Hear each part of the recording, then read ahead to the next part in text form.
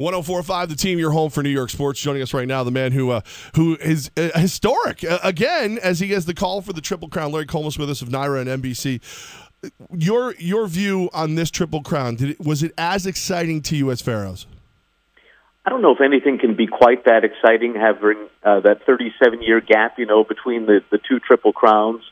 So, but it was darn close. The thing that I noticed was the buzz during the week was not the same as it was for American Pharoah, yet at the day of, I remember an hour before the race, after the race before was over, I said, coming up next is the 150th Belmont Stakes, and you just heard this roar from the crowd.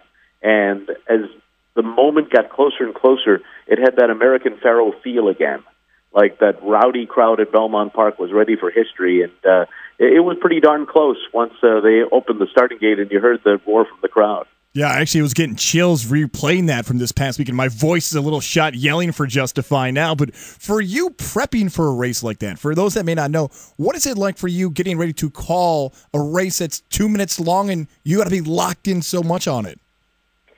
A lot of times in a race like that, there's two things. You want to just let everything happen and follow what is going on in the race, yet at the same time, if the history is made at the end, you want to have the right thing to say. So, and that right thing to say would have been different than what the right thing to say for American Pharoah was. So you have to be prepared for that, and then you want to be prepared for the different scenarios that we may see during the running of that mile-and-a-half race. And as I tell people, for the first mile and a quarter or so, you have to try to relax and then let things go when they turn for home, because it's a long race, and like Mike Smith is trying to rate Justify, I was trying to rate myself. Larry Collmus with us right now on 104.5 The Team. Larry, are you spoiled now? Are you expecting a Triple Crown every year?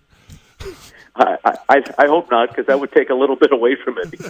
I don't think I think we could use another gap between Triple Crowns now to make it more exciting one more time. But in the 70s, it was Secretariat in '73. Then it was Seattle Slew just 4 years later, and Affirmed the year after that. So it's eerily similar here. So we'll see what happens next year. Larry, when you see Justify get out to the front early in the race, do you react like other horse racing fans maybe and think, okay, this is over, he's going to win when he gets to the front? Not necessarily, because it's a long race. It's a mile and a half, and we've seen more times than not, as we know, that those horses don't get the job done after winning those first two races.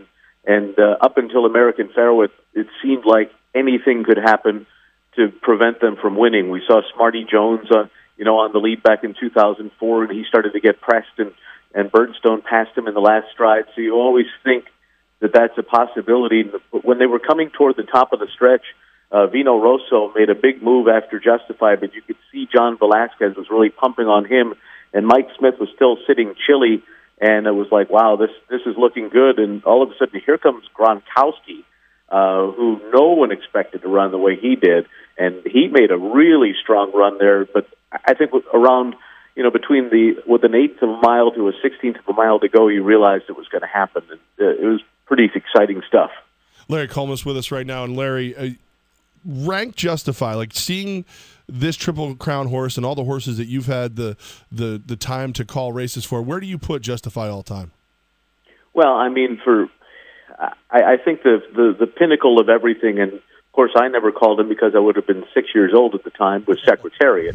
I mean, you don't compare anybody to Secretariat without people getting mad, and rightfully so, because he was the absolute legend. But I think you could put Justify on par with American Pharoah. He had the one thing going for him, that he's undefeated, and American Pharoah did have a loss coming up to the Triple Crown, so he's got that going for him.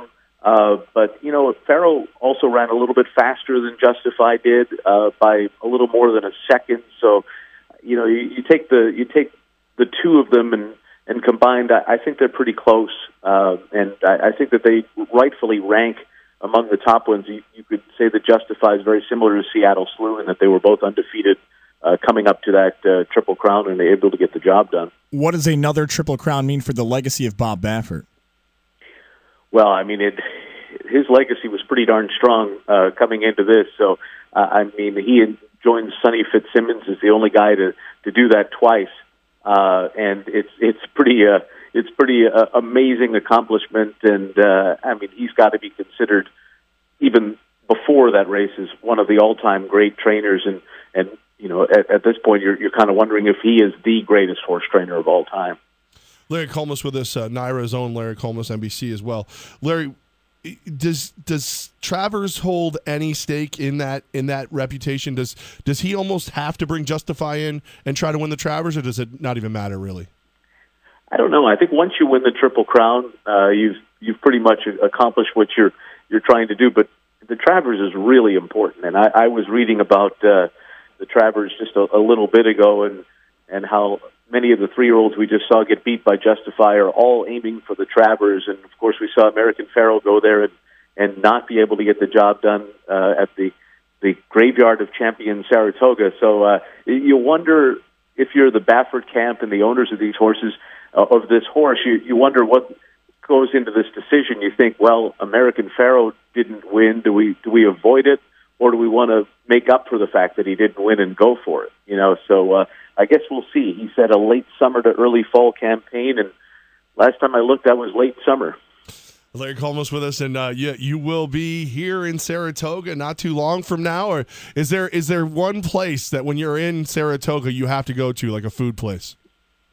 I've got a couple of favorites. Sperry's is one of my favorites. When I go up there, I've always enjoyed that, and people are going to call me a snob, but I like the Prime at the Saratoga National Golf Course. That's a pretty cool setting when you sit outside and look out over the 18th hole and enjoy dinner. So those are two of my favorite spots. And you know, of course, you got the Hatties and all the other cool places too. I mean, it just is an amazing town, and I can't wait to get up there. This will be a nice little gap for me now to start getting ready to head up there, because it really is just 6 weeks of just pure perfection.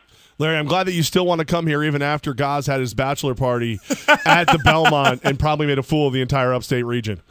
We'll forgive him for that. You know, Saratoga is the kind of place that if you don't like Saratoga, you don't like anywhere. That could be the new tourism slogan. Right That's there. good. That's a good answer, Larry. Appreciate that. Appreciate you spending some time with us today.